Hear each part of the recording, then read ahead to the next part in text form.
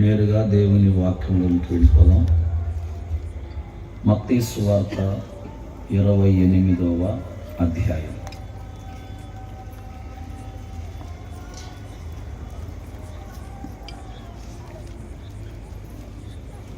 మత్తయి సువార్త 28వ అధ్యాయం.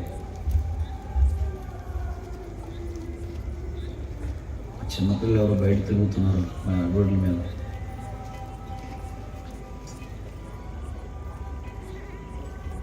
ఇశ్రాయేలీయుల గురించి బైబిల్లో ఒక మాట ఉందమ్మా. యెహెజ్కేలు గ్రంథంలో కాపురుల గురించి రాసిన సందర్భంలో కొండల మీదకి వెళ్ళాయట గొర్రెలన్నీ. కొండల మీదకి ఎక్కాయి, మేతకని ఎక్కాయి. అక్కడికి వెళ్ళిన తర్వాత దిగే స్థలం మర్చిపోయాడు. అంటే ఎక్కడి నుంచి ఎక్కాయో ఆ ఎక్కిన దారి మళ్ళీ అటే రావాలి కదా, అటు రాకుండా దిగే స్థలం మర్చిపోయాయంట ఆ గొర్రెలు. ఏ దారినైతే వెళ్ళాయో అదే దారిన మళ్ళీ దిగకుండా ఉండడానికి అవి ఆ దారి మర్చిపోయాయి. ఎందుకు ఈ మాట చెప్తున్నానంటే, ఈ అర్ధరాత్రి కొంచెం చలికాలం, చాలా ప్రయాసపడి బండ్లు పెట్టుకొని గ్రామాల నుంచి ఇంత దూరం మనం ఎందుకు వచ్చామంటే, దేవుణ్ణి మనము స్తుతించడానికి, దేవుణ్ణి మనము ఆరాధించడానికి. దైవజనులు చెప్పినట్టు దేవుని సన్నిధిని మనము కనబడి దేవుణ్ణి మహిమపరచడానికి. గడిచిన సంవత్సరం అంతా దేవుడు మనల్ని కాపాడి నూతనమైన సంవత్సరాన్ని ప్రభు మనకి ఇచ్చినందుకు ప్రభువుని వేవేల నోళ్లతో దేవుని స్తుతించి ఘనపరిచి ఆయన ఇచ్చేటువంటి నూతన వాగ్దానాన్ని, నూతన వాక్య సందేశాన్ని మనము పొందుకొని సమాధానముతో వెళ్ళడానికి ఇక్కడికి మనం వచ్చాం. ఆ వచ్చిన సందర్భం మనం మర్చిపోయి అటు ఇటు తిరగడం, మాట్లాడుకోవడం ఇలా చేస్తే మనము దేవుని పిల్లలముకి తగినట్లుగా ప్రవర్తించిన వారము కాకపోతాము. నేను నిన్నటి నుంచి పరిచర్య చేసేటప్పుడు మా యవనస్తులు అందరూ పరిచర్య బాగా చేశారు. అప్పుడు వాళ్ళ గురించి నేను ఇందాక ఆలోచించాను. వీళ్ళు ఇంత బాగా పరిచర్య చేస్తున్నారు, ఇంత చక్కగా బాధ్యతగా పరిచర్య చేస్తున్నారు, దేవుని ఆశీర్వాదం. వాళ్ళు మళ్ళీ అంటే నాలో నేను అనుకుంటున్నాను అంతే, ఎవరితో అనలేదు, నా మనసులో. ఇంత పరిచర్య వీళ్ళు శ్రద్ధగా, బాధ్యతగా, ప్రేమతో, విశ్వాసముతో ఇంత బాధ్యతగా ఇక్కడ పరిచర్య నేను చేస్తున్నారు వీళ్ళు. పరిచర్య ఎంత శ్రద్ధగా చేశారో ఆ పరిచర్యకు తగినట్లుగా వీళ్ళు ప్రవర్తిస్తే, వీళ్ళు నడుచుకుంటే, వీళ్ళు బాగా ప్రార్థన భక్తితో ఉంటే దేవుడే వీళ్ళని అంచెలంచెలుగా హెచ్చించునుగాక అని నేను అనుకున్నాను. ఇది నిజమా కాదా మీరు చెప్పండి? కరెక్టే కాదా చెప్పండి, అందరూ చెప్పండి, ఎవరు తెలుసు, నిజమా కాదా? దైవ సేవకుల గురించి ఒక మాట ఉంది బైబిల్లో, సువార్తకు తగినట్లుగా ప్రవర్తించాలి అని. మనం ఎక్కడికైనా దేవుని పరిచర్యకని వెళితే, దేవుని సేవకని వెళితే, అక్కడ అడుగు పెట్టిన దగ్గర నుంచి మళ్ళీ అక్కడి నుంచి మనం వెళ్ళిపోయేదాకా మన ప్రవర్తన అంతా, మనము దేని మీద ఎందుకు వచ్చామో, దేనికి వచ్చామో, ఏం చేయడానికి వచ్చామో దాని మీదనే మన మనసంతా కంప్లీట్గా దాని మీద మన ఫోకస్ ఉండాలి. బాగా వినండి. అలా లేని పక్షమున ఆ గొర్రెలు కొండ మీదకి వెళ్ళి దారి మరిచిపోయినట్లుగా మన జీవితాలు అలా ఉండిపోతాయి. తరువాత ఆ గొర్రెలు అలా వెళ్ళిపోతూ ఉంటే ఆ కొండల మీదనే, గుట్టల్లోనే దారి కాసేటువంటి దొంగలు ఉన్నారు. ఆ దొంగలకు ఆ గొర్రెలు చిక్కాయి. వినండి, ఇది బైబిల్ చరిత్ర, ఇది ఇశ్రాయేలుల చరిత్రలో ఒక ఘట్టం, వాళ్ళ అనుభవాలు ఇవి. ఆ గొర్రెలు వాళ్ళకు దొరికిన తర్వాత ఆ గొర్రెలతో ఆ దొంగలు అంటున్నారు గొర్రెలతో ఏమని తెలుసునా, గొర్రెలారా గొర్రెలారా మీరే మాకు దొరికారు, మీరే మాకు చెప్పండి, మీరే మాకు దొరికారు, ఇందులో మా తప్పేమీ లేదు అంటున్నారంట వాళ్ళు. స్తోత్రం చెప్పండి. ఎట్లమ్మా? మీరే మాకు దొరికారు, మేము వచ్చి మిమ్మల్ని బలవంతంగా పట్టుకోలేదు, మిమ్మల్ని వెంటాడలేదు, మిమ్మల్ని వెతికి వెతికి మేమే వేటాడలేదు, మీరే వచ్చి మాకు దొరికారు కాబట్టి మా తప్పేమీ లేదు, దొరికారు కాబట్టి మేము మిమ్మల్ని తీసుకొని వెళ్ళిపోతున్నామని చెప్తున్నారు దొంగలు. చూసారా, ఈ గొర్రెలు దొంగల చేతిలో చిక్కడానికి గల కారణం ఏంటంటే ఎక్కడి నుంచి అయితే ఎక్కారో ఆ దిగే స్థలం మర్చిపోయినాయి ఆ గొర్రెలు. అందువల్ల దొంగలకి వెతక్కుండానే దొరికినాయి. అందుకని వాళ్ళు కూడా తప్పించుకుంటున్నారు. ఏమని అంటే, అమ్మ మాకేం సంబంధం లేదు, మేమే మిమ్మల్ని బలవంతంగా వచ్చి మిమ్మల్ని పట్టుకోలేదు, మీరే వచ్చి మాకు దొరికారు, అందువల్ల మేము తీసుకున్నాము, ఇందులో మా తప్పేమి లేదనే దొంగలు వాళ్ళు చక్కగా ఆ గొర్రెలను తీసుకున్న దొంగలు వాళ్ళను వాళ్ళు సమర్థించుకుంటున్నట్లుగా వాక్యంలో ఉంది.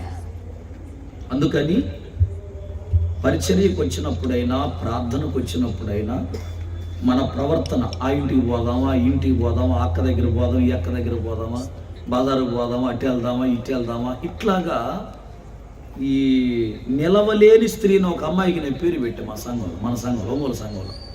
నిలవలేని స్త్రీ అంటే ఒక చోట ఉండదు. చిన్న పిల్లలు, ఎంత పాప, చిన్న పాప, ఒక్క చోట కూర్చోదు, ఒక చోట ఉండదు. అందుకని ఆ పాపకి నిలవలేని స్త్రీ అని పెట్టే పేరు పెడితే ఈ మధ్య బాప్తిసం ఇచ్చాం, పెద్దదైపోయింది, ఎప్పుడో 15 ఏళ్ల కిందట పెట్టే ఆ పేరు. అట్లాగా దేవుని బిడ్డలారా ఎందుకు వచ్చామో అనేది మనం తెలుసుకోకుండా ఉద్దేశాన్ని మర్చిపోయి మనం ప్రవర్తిస్తే ఎందుకు వచ్చామో తెలియదు, ఏమి చేశామో తెలియదు, తిరిగి మరలా ఎందుకు వెళ్తున్నామో తెలియదు, వెళ్ళిన తర్వాత ఏమి లాభాన్ని పొందామో సంగతి కూడా తెలియదు, ఇంకంతా తెలియదు. అందుకని దైవజనుడిగా ఎందుకు వచ్చారో అనేది గమనంలో పెట్టుకొని వాక్యాన్ని శ్రద్ధగా విని ఈ సహవాసంలో అందరూ చక్కగా భోజనం చేసుకొని ఒకరికొకరు శుభాకాంక్షలు తెలుపుకొని ఒకరినొకరు చక్కగా పలకరించుకొని ఎవరి గ్రామాలకు వాళ్ళు వెళ్ళిపోయి తిరిగి మరలా మన సంఘాలలో ఆరాధనలో పాల్గొందాం. దేవుని స్తోత్రం. చెప్పండి గట్టిగా హల్లెలూయా. చెప్పాలి గట్టిగా హల్లెలూయా. రైట్. మత్తయి సువార్త 28వ అధ్యాయము 1-2 వాక్య భాగాలు నేను చదువుతాను, శ్రద్ధగా ఆలకించండి.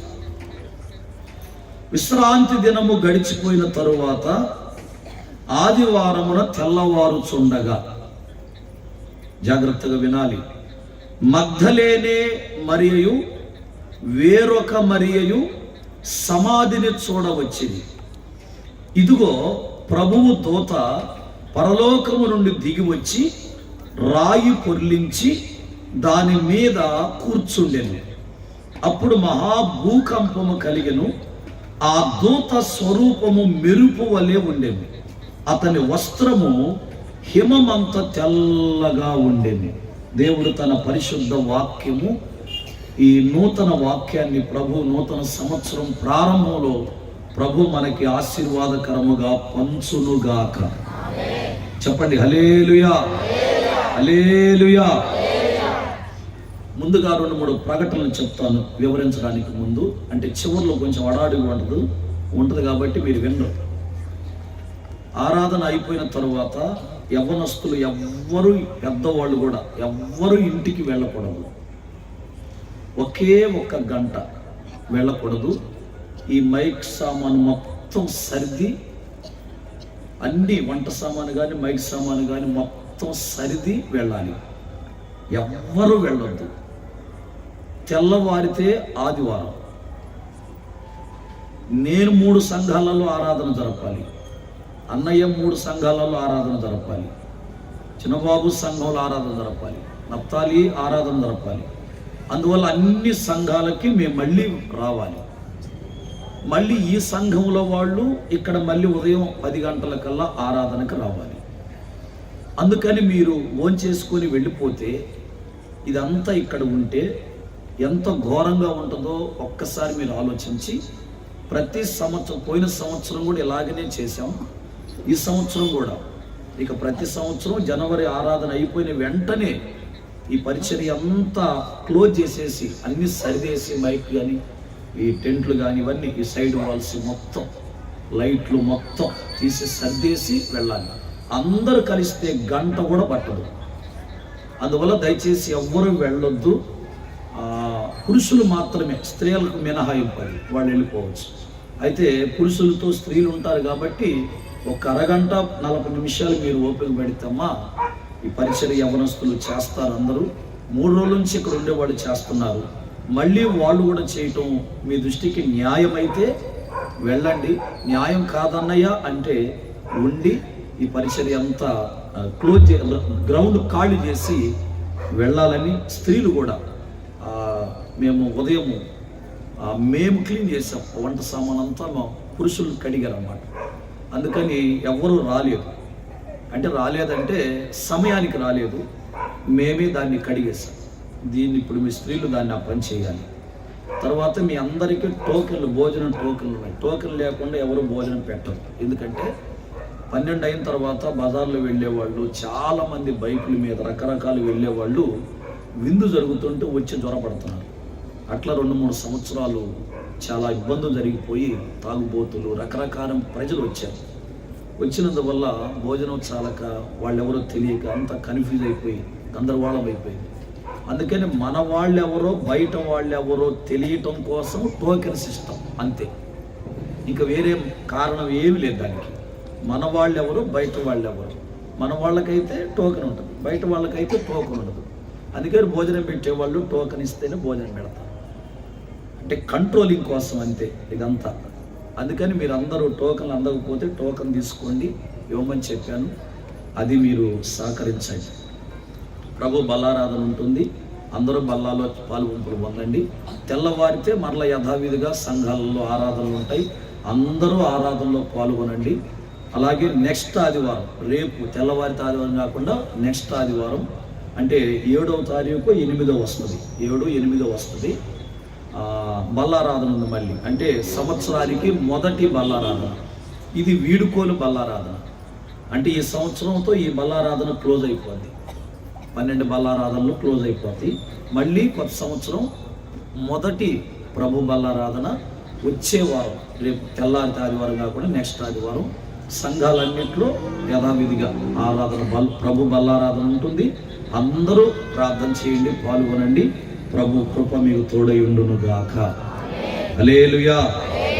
రైట్, ఇక విందామా? వినండి అమ్మా, కూర్చోండి, త్వరగా వచ్చి బయట వాళ్ళు వచ్చి కూర్చోండి. ఇక్కడ కొన్ని సందర్భాలు ఉన్నాయి ఈ 28వ అధ్యాయంలో. విశ్రాంతి దినము, మీరు బాగా వినండి, మీరు శ్రద్ధగా వింటే నేను ముందుకు వెళ్ళిపోతా. విశ్రాంతి దినము, ఆదివారము, తెల్లవారుతుంది. 1 విశ్రాంతి దినము, 2 ఆదివారము, 3 తెల్లవారుతుంది, 4 జాగ్రత్తగా వినాలి, రాయి దొర్లించబడింది. ఇవి 4 అంశాలు కాదు, అక్కడ ఉన్నాయి, మీకు గుర్తు చేస్తున్నా, అవి వివరిస్తా. మీకు అవసరమైతే గుర్తుపెట్టుకొని రాసుకోండి. 1 విశ్రాంతి దినం, 2 ఆదివారం, 3 చెప్పండి తెల్లవారింది, 4 రాయి దొర్లించబడింది. ఓకేనా? 4. ఇప్పుడు 4 కొంచెం 2 మాటలుగా వివరించి ముందుకెళ్తాం. విశ్రాంతి దినము అంటే పక్కనే ఆదివారం అని ఉంది. అయ్యా తమ్ముళ్ళు ఎవరు మాట్లాడుతున్నారు? సైలెంట్గా ఉండండి. ఎవరై ఆటోలో కూర్చున్నారు? రండి. ప్రార్థనకు వచ్చారా, దేనికి వచ్చారా మీరు? రండి.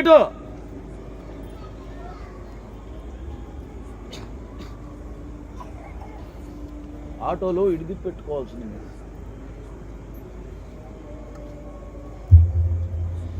విశ్రాంతి దినము ఆదివారం పక్కనే ఉంది వచనం కదా. చాలా మందికి తెలియదు ఏమిటంటే విశ్రాంతి దినం అంటే ఆదివారమే కదా, ఆదివారం అంటే విశ్రాంతి దినమే కదా అనుకోవచ్చు. విశ్రాంతి దినము వేరు, ఆదివారము వేరు. వినండి, ఇక్కడ యూదులు అంటే ఇశ్రాయేలీయులకు విశ్రాంతి దినము శనివారం. బాగా వినాలి, శనివారం వారికి విశ్రాంతి దినము, తెల్లవారితే ఆదివారం, అది వాళ్ళకి విశ్రాంతి దినము కాదు. ఈ శనివారం రోజున ఇశ్రాయేలీయులందరూ పరిశుద్ధ సంఘముగా కూడుకొని వాళ్ళు దేవుణ్ణి ఆరాధిస్తారు, దేవుణ్ణి మహిమపరుస్తారు.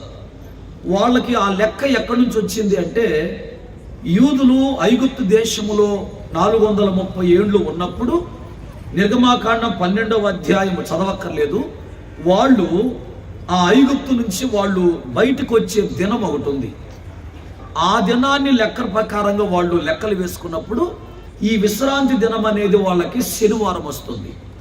అందుకని బైబిల్ అంతటిలో విశ్రాంతి దినం అని ఎక్కడైతే ఉంటుందో అది యూదులకు సంబంధించిన పరిశుద్ధ దినం. దేవుని స్తోత్రం చెప్పాలి, పరిశుద్ధ దినం అది. ఆ దినమున వాళ్ళు ఎక్కడ ఉన్నా సరే వాళ్ళు వచ్చి ఆరాధనలో పాల్గొని దేవుణ్ణి వాళ్ళు ఆరాధిస్తారు, దేవుణ్ణి మహిమపరుస్తారు. జాగ్రత్తగా వినాలి. అందుకని విశ్రాంతి దినం అని బైబిల్లో రాసిన ప్రతి చోట అది ఆదివారం అని మీరు అనుకోవద్దు, అది దాని అర్థం. అంటే వాళ్ళు కూడుకొని దేవుణ్ణి ఆరాధించే దినము విశ్రాంతి దినం. తరువాత విశ్రాంతి దినము గడిచిపోయిన తరువాత అన్నాడు, అంటే పరిశుద్ధ సంఘముగా కూడుకొని ఆరాధన చేసుకునే దినము గడిచిపోయిన తరువాత తెల్లవారి ఆదివారం. Praise the lord. ఇప్పుడు ఈరోజు ఏం వారం చెప్పండి, చెప్పాలి అందరూ.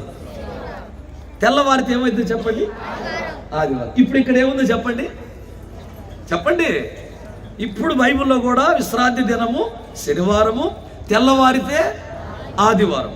అంటే ఇప్పుడు మనం సేమ్ టు సేమ్ ఎక్కడ ఏ పొజిషన్లో ఉన్నామంటే, మత్తయి సువార్త 28:1 విశ్రాంతి దినము గడిచిపోయిన తర్వాత ఆదివారం.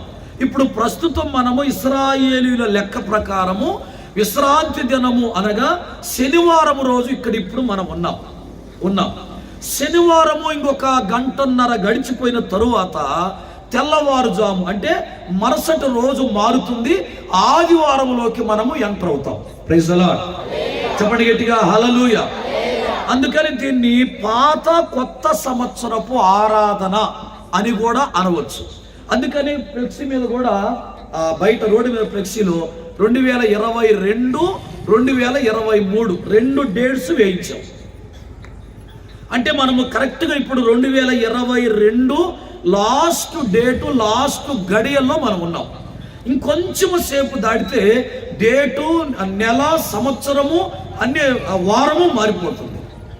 బాగా వినండి. ఇప్పుడు ఇక్కడ కూడా విశ్రాంతి దినము గడిచిపోయిన తరువాత, అంటే ఇంకా విశ్రాంతి దినము గడిచిపోవడానికి 1 గంట, 1.5 గంట టైం ఉంది. అయితే ఇక్కడ ఆదివారం తెల్లవారితే ఆదివారం. అంటే ఇప్పుడు యేసు ప్రభు, వినండి, యేసు ప్రభు పరిశుద్ధ సంఘముగా కూడుకొని ఆరాధించేటువంటి ఇశ్రాయేలీయుల లెక్కలో విశ్రాంతి దినమున యేసు క్రీస్తు సమాధిలో ఉన్నాడు. ఎక్కడున్నాడమ్మా? సమాధిలో ఉన్నాడు. అందుకని శనివారం ఆరాధన మనం చేయకూడదు. శనివారము సంఘముగా మందిరములో కూడుకొని ఆరాధన చేయకూడదు. ఎందుకంటే శనివారము గనక మనం కూడుకొని ఆరాధన చేస్తే అప్పుడు ఎవరికి ఆరాధన చేసినట్లు అంటే, యేసుక్రీస్తు చనిపోతే ఆయన శరీరానికి, ఆయన శవానికి మనం ఆరాధన చేసిన వారం అవుతాం. యేసయ్య సజీవుడైన దేవుణ్ణి సజీవులమైన మనము సజీవమైన నామమును స్తుతించాలి. ఆమేన్. అందుకని శనివారము ఆరాధన చేస్తే శవానికి చేసినట్లు, యేసయ్య సమాధికి చేసినట్లు, యేసయ్య బాడీకి చేసినట్లు. అందుకని యేసయ్య శనివారము సమాధిలో ఉన్నాడు. ఆ రాత్రి యూదులకు, దేవుని యందు విశ్వాసం ఉంచిన విశ్వాసులకి, దేవుని సేవలోకి వచ్చిన 12 మంది శిష్యులకి, హేరోదు రాజుకి, యూదయ ప్రాంత ప్రజలకి, దేవుని ద్వారా మేలులు పొందుకున్న లక్షలాది మంది ప్రజలకి ఆ శనివారం రాత్రి ఒక కీలకమైన రాత్రి. ఎందుకంటే యేసు ప్రభు చెప్పాడు, పాపుల చేతికి నన్ను అప్పగిస్తారు, నన్ను చంపేస్తారు, 3 దినములు సమాధిలో ఉంటాను, 3వ దినమున సజీవుడిగా లేస్తాను. ఆమేన్. చెప్పండి గట్టిగా హల్లెలూయా. ఇప్పుడు ఇదే సమయంలో యేసుక్రీస్తు సమాధిలో ఉన్నాడు అని కాసేపు మనం ఆలోచిద్దాం.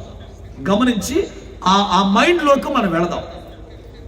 అర్ధరాత్రి, ఇప్పుడు తెల్లవారితే ఒక అమూల్యమైన ఘట్టానికి దేవుడు తెరదించాలి. ఒక ప్రాముఖ్యమైన దినమునకు, ఒక ప్రాముఖ్యమైన అద్భుతానికి, ఒక ప్రాముఖ్యమైన ఆశ్చర్యమైన కార్యానికి దేవుడు రిబ్బన్ కటింగ్ చేయాలి. తెల్లవారితే ఈ రాత్రి చాలా కీలకమైంది. స్తోత్రం చెప్పండి. ఇప్పుడు మనకు కూడా 1 గంటన్నరలో తెల్లవారితే మనకు కూడా ఒక కీలకమైన దినం. ఎందుకంటే క్రొత్త సంవత్సరం, క్రొత్త నెల, క్రొత్త వారము, క్రొత్త రోజు, క్రొత్త టైము, క్రొత్త గడియ, క్రొత్త నిమిషాలు, సెకండ్స్ తో కూడా. అలాగునే యేసు ప్రభు శిష్యులు, యేసు ప్రభు విశ్వాసులు, యేసు ప్రభు ద్వారా మేలు పొందుకున్న లక్షలాది మంది ప్రజలు, యేసు క్రీస్తుని చంపాను అని ఆనందముతో నింపబడిన హేరోదు రాజు, యేసు క్రీస్తు అడ్డు తొలగించబడ్డాడని పండుగ చేసుకుంటున్న యాజకులు, పరిసయ్యులు, శాస్త్రవేత్తలు, గణన విద్య కలిగిన వాళ్ళు, వీళ్ళందరికీ ఈ రాత్రి చాలా కీలకమైనది. అలాగే మనకు కూడా చాలా కీలకమైన రాత్రి. ఆమేన్. చెప్పండి గట్టిగా హల్లెలూయా. మనకెందుకు కీలకమైంది? తెల్లవారితే నూతనమైన సంవత్సరం వస్తుంది కాబట్టి కీలకమైంది. అయితే వాళ్ళకేమి కీలకమైందంటే యేసుక్రీస్తు తిరిగి లేస్తాడా లేవడా, యేసయ్య సమాధిని గెలుస్తాడా గెలవడా, యేసయ్య చెప్పినట్టుగానే ఆయన సమాధిని గెలుస్తాడా, మరణాన్ని జయిస్తాడా, మరణపు ములుని విరుస్తాడా, లేక సమాధులను ఉంటాడా అని ఆ రాత్రి యెరూషలేమంతా ఊపిరి బిగబట్టుకొని కంటి మీద కునుకు లేకుండా తెల్లవారితే ఏమవుతుందో అనే టెన్షన్. అందుకనే ఈ ధర్మశాస్త్రోపదేశకులు, యూదుల పెద్దలు వీళ్ళంతా హేరోదు దగ్గరికి వెళ్ళి యేసు ప్రభు 3వ దినమున లేస్తానని చెప్పాడు, అది అబద్ధము, ఆయన లేవడు, అందుకని సమాధిని భద్రము చెయ్యండి, కఠినమైన బందోబస్తు ఏర్పాటు చేయండి అని చెబితే హేరోదు రాజు కోపం వచ్చి, అదేదో మీరే చేసుకోండిరా బాబు, నేను చేసినంత వరకు చేశాను అని చెప్తే వాళ్ళు ఒప్పుకోలే. అప్పుడు సమాధికి ఒక పెద్ద రాయి ఒకటి అడ్డుగా పెట్టి సంకెళ్లతో, తాళాలతో, మేకులతో కొట్టి ఆ సమాధిని బంధించి భద్రం చేసినట్లుగా వాక్య భాగంలో ఉంది. Praise the lord. ఇప్పుడు కూడా యెరూషలేము యేసు ప్రభు సమాధి దగ్గరికి వెళితే ఆ సమాధికి సైడు ఆ ద్వారము దగ్గర కొట్టిన మేకు, సంకెళ్ళ కోసము సంకెళ్ళు పెట్టి తాళం వేయటానికి కొట్టిన మేకు, ఆ రంధ్రము మేకు ఇప్పటికీ లాగానే ఉంది ఆ సమాధి మీద. స్తోత్రం చెప్పండి గట్టిగా హల్లెలూయా. పోయిన వాళ్ళంతా ఆ మేకు, ఆ కొట్టిన ఆ రంధ్రము, ఆ మేకు స్థలం అది చూసి వస్తారన్నమాట. జాగ్రత్తగా వినండి.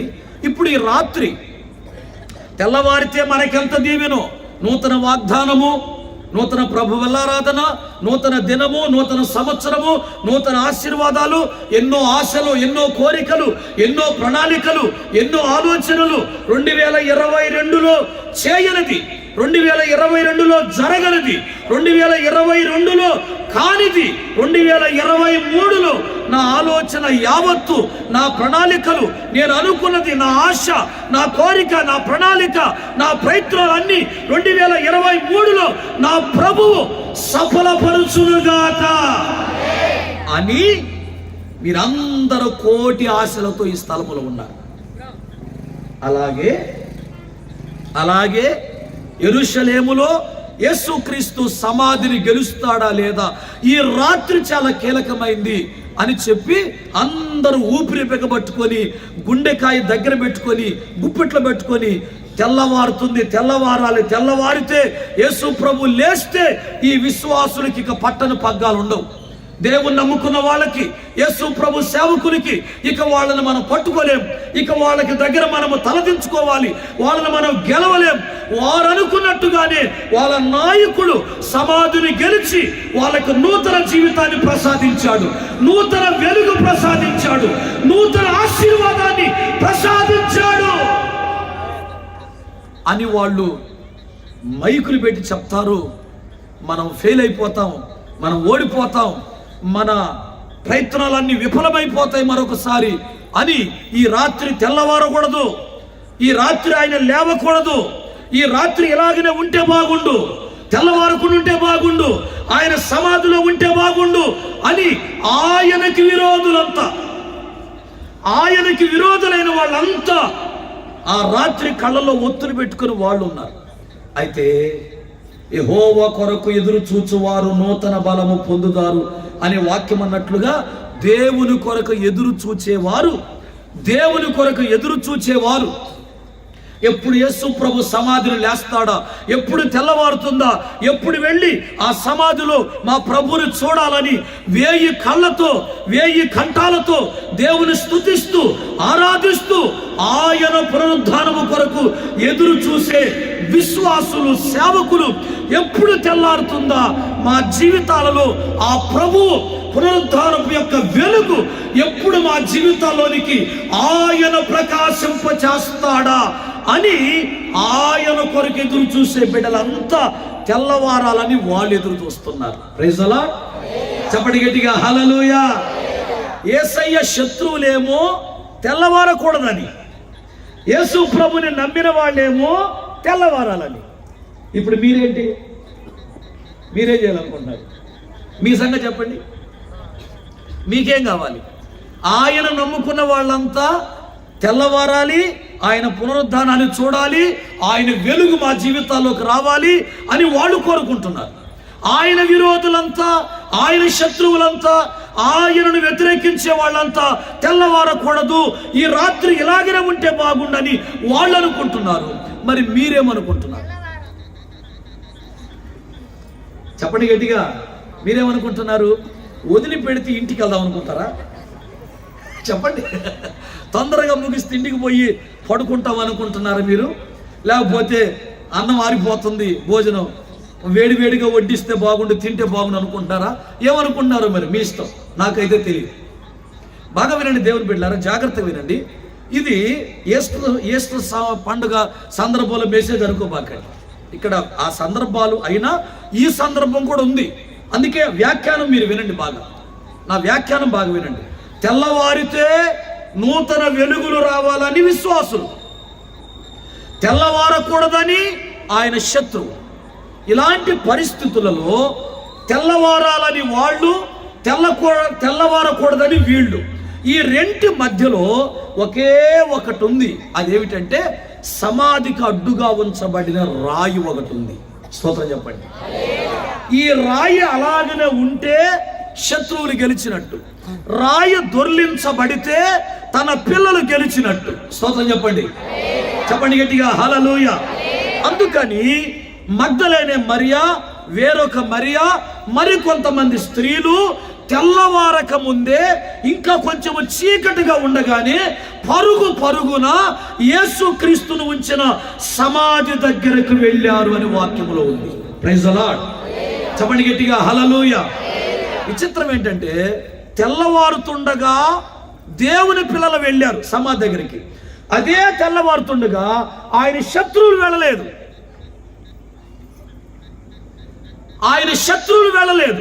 ఇప్పుడు ఆయన లేచాడా లేవలేదని వీళ్ళు చూడాలని ఎంత తపన పడుతున్నారో, ఆయన విరోధులు కూడా అలాగనే తపన పడాలి కదా.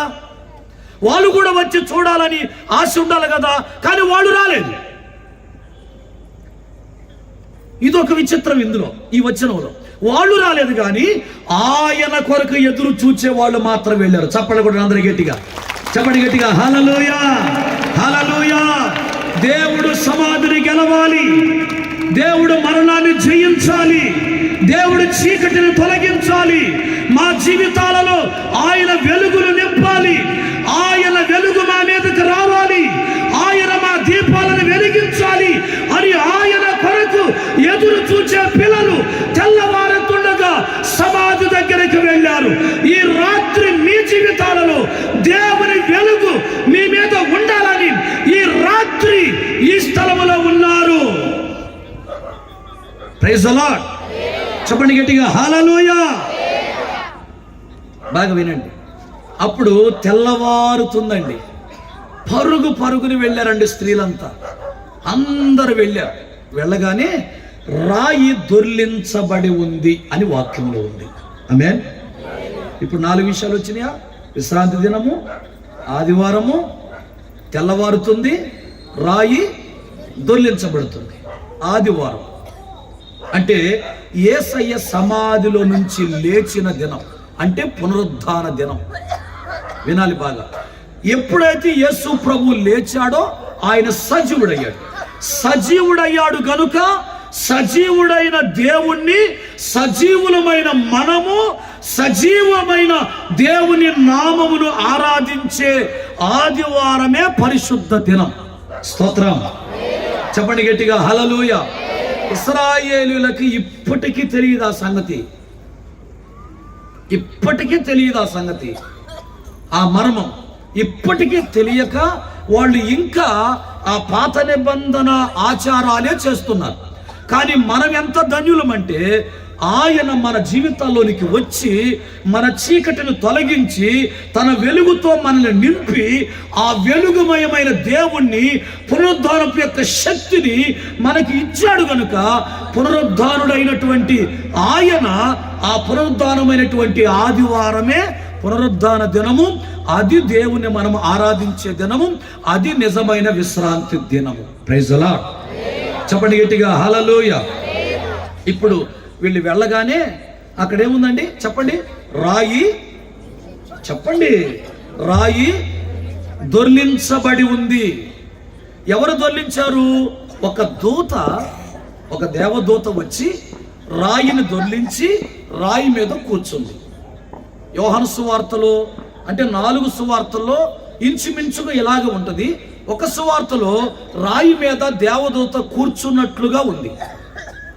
బాగా వినండి. రాయి మీద రాయి పొర్లించి దేవదూత రాయి మీద కూర్చుంది. అంటే దాని అర్థం ఏంటంటే, ఇప్పుడు రాయి పొర్లించినప్పుడు మనం ఇంట్లో తలుపు వేసినప్పుడు లోపల చీకటి, తలుపు తీస్తే బయట నుంచి వెలుగు లోపలికి వెళ్ళి లోపల కూడా ఇల్లు వెలుగుమయంగా ఉంటుంది. తలుపు వేసినప్పుడు చీకటి, తలుపు తీస్తే వెలుగు. బాగా వినండి. అట్లాగనే దీని అర్థం ఏమిటంటే, బాగా వినండి, ఆ రాయి సమాధికి ఉంది, అడ్డుగా ఉంది. ఆ రాయి ఉన్నంతసేపు చీకటి. ఈ చీకటి దేనికి సాదృశ్యం అంటే 2022వ సంవత్సరము గడిచిపోయే సంవత్సరానికి సాదృశ్యం. స్తోత్రం చెప్పండి, చెప్పండి గట్టిగా, హల్లెలూయా. ఇప్పుడు ఇది రాత్రి అండి. ఈ రాత్రి 2022 ఏ విధంగా గడిచిపోతుందో ఈ రాత్రి కూడా అలా గడిచిపోతుంది. ఇది గడిచిపోగానే తెల్లవారు వస్తుంది, అంటే నూతనమైన దినం వస్తుంది. దేవదూత ఆ చీకటిని పక్కకు నెట్టి రాయిని దొర్లించి ఆ చీకటికి వెలుగుకి మధ్యలో ఈ రాయి ఉంది. చీకటికి వెలుగుకి మధ్యలో రాయి ఉంది. 2023కి 2022 మధ్యకి రాత్రి ఉంది అడ్డుగా. ఇది ఈ రాత్రి గడిచిపోతే తెల్లవారుతుంది, అనగా నూతనమైన సంవత్సరంలోకి వస్తాం. అలాగనే సమాధి కట్టుగా ఉన్న రాయి దొర్లించబడితే పునరుద్ధానపు యొక్క వెలుగు బయటకు వస్తుంది. Praise the lord. చెప్పండి గట్టిగా హల్లెలూయా. చీకటిలో ఉన్నటువంటి ప్రజలకి, చీకటిలో ఉండే ప్రజలకి, దేవుని కొరకు ఎదురు చూచే ప్రజలకి, దేవుని కొరకు ఆశపడే ప్రాణాలకి, దేవుని మార్గంలో నడిచేటువంటి ఆయన పిల్లలకి చీకటి తొలగించబడితే, రాయి బొర్లించబడితే, రాయి దొర్లిస్తే ఆ వెలుగు వారి జీవితాల్లో ప్రకాశించి నూతన జనమగునుగాక. అందరూ చెప్పరు ఆమేనని? చెప్పండి గట్టిగా ఆమేన్. అందుకని చీకటిని వెలుగుని వేరు చేయనట్లుగా దేవదూత రాయిని దొర్లించి రాయి మీద కూర్చుంది. ఇంకెవ్వరు దాన్ని దొర్లించలేదు. వీళ్ళు వచ్చి ఆ దేవదూతని అడిగారు. వీళ్ళు తెలియక, అయ్యా మా ప్రభు శవాన్ని ఆయన నువ్వు చూసావా? ఆయన ఎవరు ఎత్తుకొని వెళ్ళారు, నువ్వు చూసావా అంటే ఆ దేవదూత అంటుంది, మృతుల్లో ఆయన ఎందుకు వెతుకుతున్నారమ్మా? ఆయన చెప్పినట్టే తిరిగి లేచాడు. Praise the lord. ఆయన లేచాడు అంటే మీ జీవితాల్లో వెలుగు. ఆయన సమాధిని గెలిచాడు అంటే మీ జీవితాల్లో నూతన వెలుగు. చీకటి గతించింది, నూతన దినము ప్రారంభమవుతుంది. ఇది మామూలు దినము కాదు, పునరుద్ధారపు యొక్క శక్తి. Praise the lord.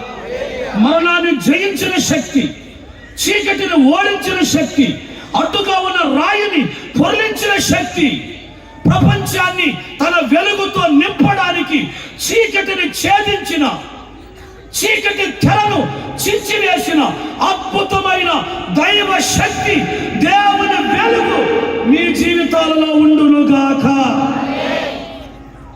చెప్పండి గట్టిగా హల్లెలూయా, హల్లెలూయా. కాబట్టి దేవుని బిడ్డలారా జాగ్రత్తగా వినండి.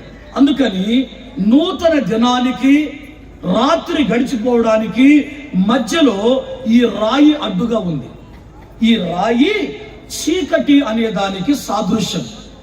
రెండు, పాత దినమును దొర్లించి వేయుట అనే దానికి సాదృశ్యం. జాగ్రత్త వినాలి. చీకటిని దొర్లించింది దేవదూత, చీకటిని ఛేదించాడు దేవుడు.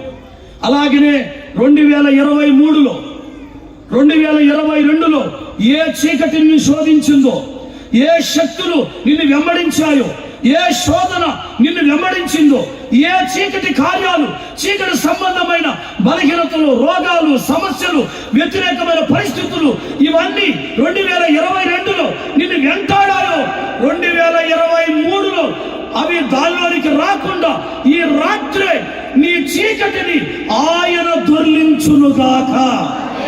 చెప్పండి కూడా అందరూ గట్టిగా హల్లెలూయా, హల్లెలూయా. జాగ్రత్తగా వినండి. మరొక వాక్యం చూపిస్తున్నా. ఆదికాండం 29వ అధ్యాయం. ఆదికాండం 29వ అధ్యాయం. త్వరగా ఒక అరగంట. ఆదికాండం 29వ అధ్యాయం 8-10 వచ్చిన భాగాలు చదువుతున్నాను. వారు మందలన్నీ పోగు కాక మునుపు, అది మా వలన కాదు, తరువాత బావి మీద నుండి రాయి పొర్లించుదురు, అప్పుడే మేము గొర్రెలకు నీళ్లు పెట్టుదమని అతడు వారితో ఇంకా మాట్లాడుచుండగా, రాహేలు తన తండ్రి గొర్రెల మందను తోలుకొని వచ్చాను. ఆమె వాటిని మేపునది. యాకోబు తన తల్లి సహోదరుడైన లాబాను కుమార్తెయగు రాహేలును తన తల్లి సహోదరుడకు లాబాను గొర్రెలను చూచినప్పుడు అతడు దగ్గరికి వెళ్ళి బావి మీద నుండి రాతిని పొర్లించి తన తల్లి సహోదరుడకు లాబాను గొర్రెలకు నీళ్లు పెట్టెను. స్తోత్రం చెప్పండి గట్టిగా హల్లెలూయా. సమాధిలో అడ్డుగా ఉన్న రాయి దొర్లించబడింది అంటే చీకటి దొర్లించబడింది అని అర్థం. పాత సంవత్సరము దేవుడు రాయిని దొర్లించినట్టుగా నీ జీవితంలో నుంచి ఆ పాత వాటిని, పాత శోధనలు, పాత శ్రమలన్నిటినీ ఆయన దొర్లించి వేశాడు అనే దానికి సమాధి అడ్డుగా ఉన్న రాయిని గురించి చెప్పారు. Praise the lord. ఇప్పుడు రెండవ భాగాన్ని, ఇక్కడ మరొక అర్థాన్ని మీకు చెప్తాను. ఇక్కడ యాకోబు తండ్రి దేశాన్ని, తండ్రి ఇంటిని వదిలిపెట్టి పద్దనరాము అనేటువంటి మేనమామ ఇంటికి వెళ్ళాడు, ఊరికి వెళ్ళాడు. ఆ ఊరి చివర పొలిమేరల్లో మందలు ఉన్నాయి, ఒక 3 మందలు ఉన్నాయి అక్కడ. ఆ మందల గొర్రెల కాపులో దాచుకుంటున్నారు మందలు. అప్పుడు యాకోబు వెళ్ళి ఆ బావి మీద ఆ రాయి కప్పుగా వేయబడింది, మూతగా వేయబడింది. ఆ రాయిని చూసి, మీ మందలని ఇక్కడ ఉన్నాయి కదా, మీరు ఈ రాయి దొర్లించి మందకు నీళ్లు పెట్టుకోండి అన్నాడు. అప్పుడు వాళ్ళు అన్నారు, అయ్యా ఈ రాయి దొర్లించటం మా వల్ల